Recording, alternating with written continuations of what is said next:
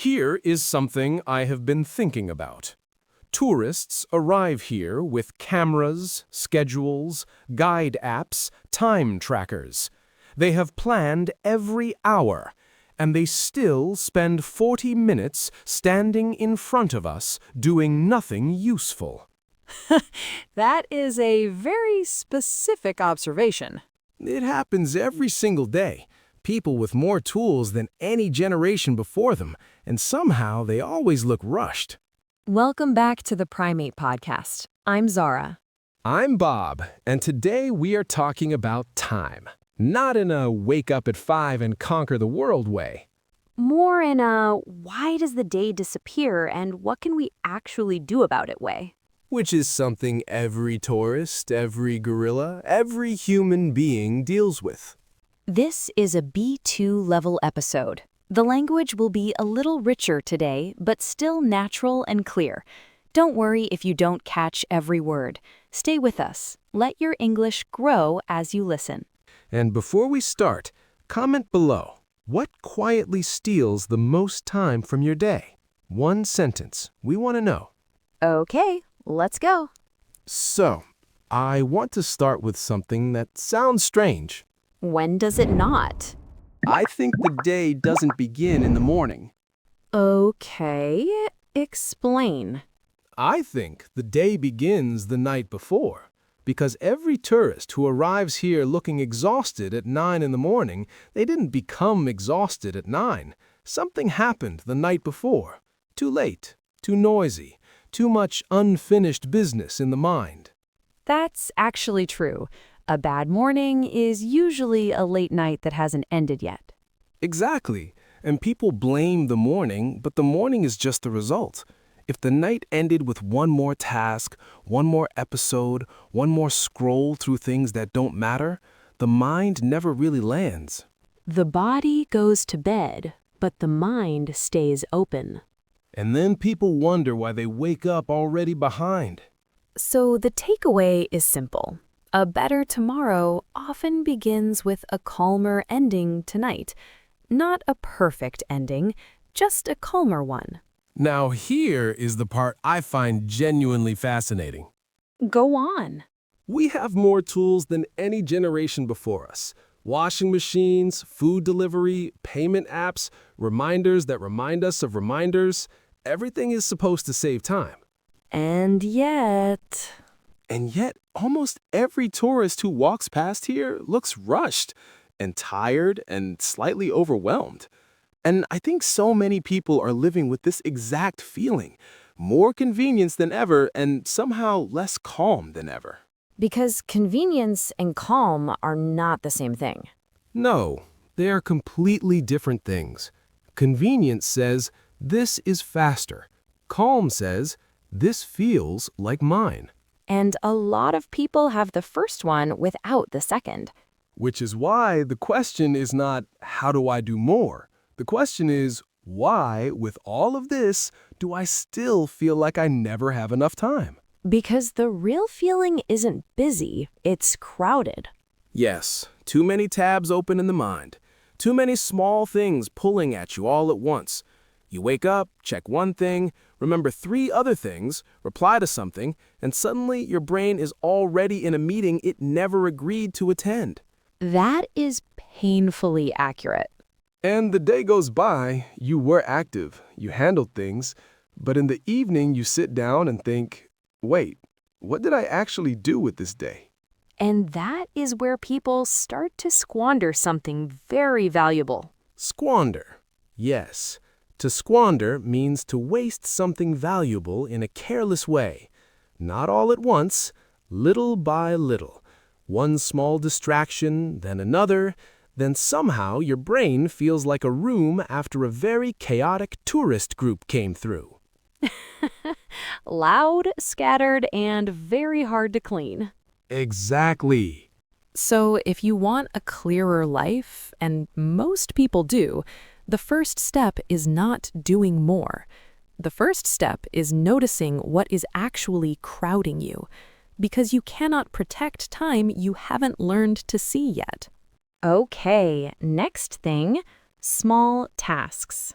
Oh, this one is painfully real. Sometimes the biggest stress in a day is not one huge problem. It's 5 tiny unfinished things. A message you haven't replied to, a form you haven't filled, a call you've been meaning to make for 4 days. Small tasks with very large personalities. Exactly, and this is where people let something slide. To let something slide means to ignore it or allow it to be neglected. And at first, it feels harmless. I'll do it later. But later becomes tomorrow. Tomorrow becomes next week. And now the task is living in your head rent-free, taking up space it never deserved. I had this with one simple reply recently. It would have taken 3 minutes, but because I kept delaying it, it started feeling enormous in my mind, like I was writing to someone very important. Why do tiny tasks become so royal in the mind? I don't know, but they do. So, the takeaway is this. Sometimes peace doesn't come from doing more. It comes from closing one small loop before it starts following you around all day. Okay, this next point is one I feel very strongly about. Interesting. Zara feeling strongly. I'm listening. Rest. People treat rest like it's something you earn, like you have to suffer enough before you deserve a break. Yes, as if being exhausted proves you are serious. And sometimes life is demanding. Sometimes you do have to push hard. But if you never pause, your body usually chooses the pause for you. Through irritability, brain fog, that strange state where someone asks you a simple question and it feels offensive. Someone asks what you want for dinner, and suddenly it feels like the hardest decision of your life. Genuinely overwhelming. And this is where wear yourself out fits perfectly. To wear yourself out means to make yourself too tired through too much effort or stress. And a lot of people wear themselves out trying to be productive every single second, then wonder why nothing feels satisfying anymore. Breaks don't ruin a good day, they protect it. So the takeaway is clear. Don't wait until your body is shouting. Small pauses now are much kinder than collapse later. Now, here is something that took me a long time to understand. What's that? The problem is not always time. Sometimes the problem is energy. More. 1 free hour means very little if you are too drained to think clearly inside it. Free time is not always usable time, and a lot of people blame their schedule. But the schedule isn't the problem. The person and the plan are simply out of sync. Out of sync means not working in harmony or rhythm. So on paper, the plan looks perfect. But if your sleep is poor, your mind is heavy, and your body is tired, the plan and the person are no longer moving together. And then people blame themselves. Why am I so lazy? But maybe they're not lazy. Maybe they're empty.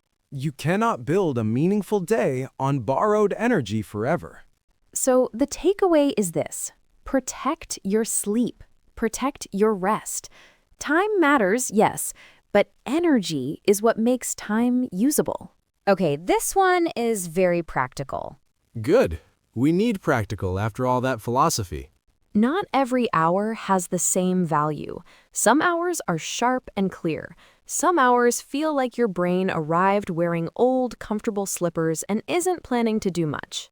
Very true. My morning hours, for example. Yes, and yet people often spend their best hour on their least important task, answering things that could wait, doing easy things just to feel busy. Which is why reclaim matters here. To reclaim something means to take it back after losing it. And sometimes making the most of your time is really about reclaiming your best attention from weak priorities. Do not spend your clearest hour on your weakest task. One sentence, whole week changes. Because when you give your best energy to small things, you have nothing strong left for what actually matters. So the takeaway is simple. Find your golden hours. Protect them for real thinking and real priorities. Now let's talk about something people don't usually think of as a time problem.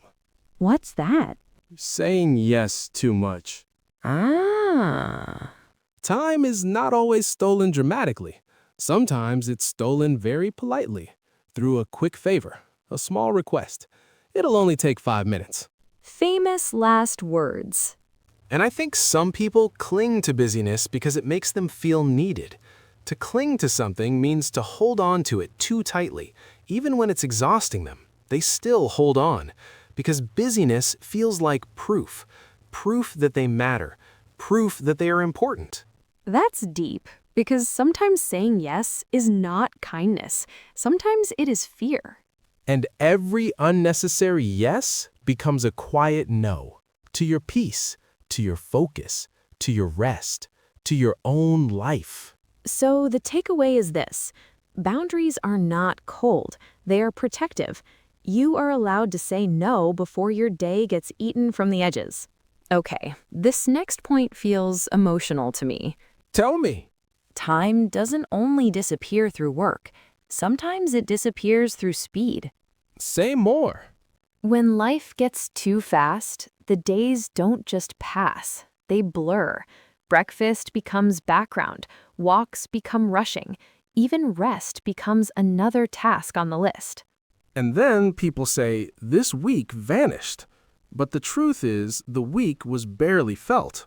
Because speed steals detail. And detail is where life is actually lived. I see this with tourists. The ones who walk through here quickly, they take one photo and leave. The ones who slow down, they notice things. The light through the trees, the sound of the river, they leave with something real. And this is where carve out time matters. To carve out time means to deliberately create space for something. A slow meal, a real conversation, 10 minutes outside without your phone. These moments look small, but they return you to your own life. Slowing down is not wasting time. Sometimes it's the only way to stop losing your life in pieces. Okay, last idea. And this one brings everything together. Let's hear it. This is not really about becoming more efficient. It's about becoming more conscious. Meaning? If time management becomes another way to pressure yourself, another thing to fail at, then we missed the whole point. The goal is not to become some perfect machine with flawless routines and a perfect morning face. Very suspicious person. We do not know them.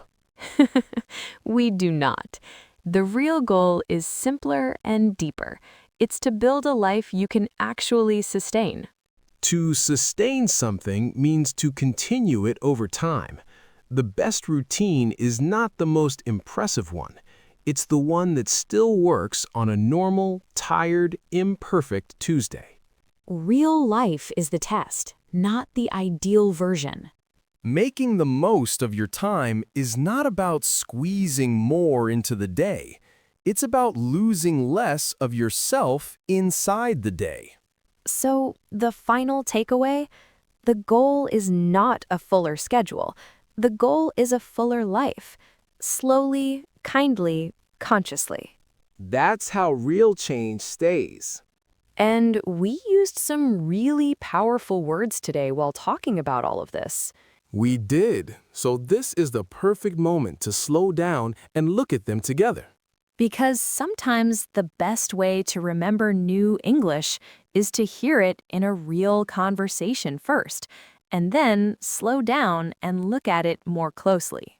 That way the words don't feel random. They feel connected to real feelings in real situations. So let's go through them. Squander. To squander something means to waste something valuable in a careless way. In today's episode, we talked about how people often don't lose time dramatically. They squander it little by little, in small moments they don't even notice. For example, a lot of people squander their best energy on things that don't really matter. Or, she didn't lose the whole morning at once, she squandered it in small pieces. Repeat. Squander. Squander. Drift. To drift means to move without a clear direction, slowly and without intention. We talked about how people sometimes move through the day without really deciding where their attention should go. For example, it's easy to drift through an entire evening when you're tired and distracted. Or, without clear priorities, the mind can drift from one small thing to another. Repeat. Drift. Drift. Juggle. To juggle means to manage many things at the same time, keeping everything in the air without dropping anything. For example, modern life teaches people to juggle work, home, relationships, and personal goals all at once. Or, she's juggling too many responsibilities and it's slowly wearing her out. Repeat. Juggle. Juggle. Sustain. To sustain something means to continue it over time, to keep it going without stopping. In today's episode, we talked about building habits and routines you can actually keep, not just for 2 or 3 days. For example, the best routine is not the most impressive one, it's the one you can sustain. Or, small healthy habits are much easier to sustain than extreme ones. Repeat. Sustain. Sustain. Cling to. To cling to something means to hold on to it too tightly, even when it's not helping you anymore. In today's episode, we said some people cling to busyness because it makes them feel important or needed. For example, some people cling to old habits even when those habits are making life harder. Or, he was clinging to busyness because slowing down felt uncomfortable. Repeat. Cling to. Cling to. Reclaim. To reclaim something means to take it back after losing it. In today's episode, we used it to talk about taking back your best attention and your clearest hours. For example, she reclaimed her evenings by turning off unnecessary noise. Or, sometimes time management is really about reclaiming your attention from weak priorities. Repeat. Reclaim. Reclaim. Reclaim. Wear yourself out. If you wear yourself out, you make yourself too tired through too much effort or stress without proper rest. For example, some people wear themselves out trying to be productive every second of the day. Or, if you never rest properly, you can wear yourself out without even noticing it's happening. Repeat. Wear yourself out. Wear yourself out. Let something slide. To let something slide means to ignore it or allow it to be neglected, usually because it feels too small or too inconvenient to deal with right now. For example, when life gets busy, people often let small responsibilities slide. Or, he let one simple task slide, and then it lived in his head for a whole week. Repeat. Let something slide. Let something slide. Carve out time. To carve out time means to deliberately create time for something that matters, not to wait for free time to appear, but to make space for it on purpose. For example, she carves out time every evening to sit quietly and do nothing useful. Or, if something matters to you, you usually have to carve out time for it. Repeat. Carve out time. Carve out time. Out of sync. If something is out of sync, it is not working in harmony or rhythm with something else. In today's episode, we used it to describe schedules that don't match real human energy. For example, sometimes your plan fails not because it's bad, but because it's out of sync with how you actually feel. Or, she looked organized on paper, but in real life, her whole day was out of sync with her energy. Repeat. Out of sync. Out of sync. 10 words, 10 phrases, all from one real conversation. And these are not just good English words, they are words for real life. So try to notice them. Repeat them. Use even one or two of them this week in your own thinking or speaking. Because that is how English grows best, not through pressure, through small, real use again and again. And honestly, today's episode was not really just about managing time better. Right. It was about protecting your attention, your energy, your peace, the feeling of actually being present in your own life. So if one idea stayed with you today, let that be enough. One small shift can change the feeling of a whole week. Maybe it's ending tonight a little more gently. Maybe it's closing one small task. Maybe it's saying no once. Maybe it's simply slowing down enough to notice your own life again. And if this episode gave you something, we'd love to hear from you. What quietly steals the most time from your day? And what is one small change you want to make after listening? One sentence is enough. We read everything. Subscribe to the Primate podcast. New episodes every 2 days. From the jungle, I'm Zara. I'm Bob. Don't be a parrot. Parrots repeat. Primates understand.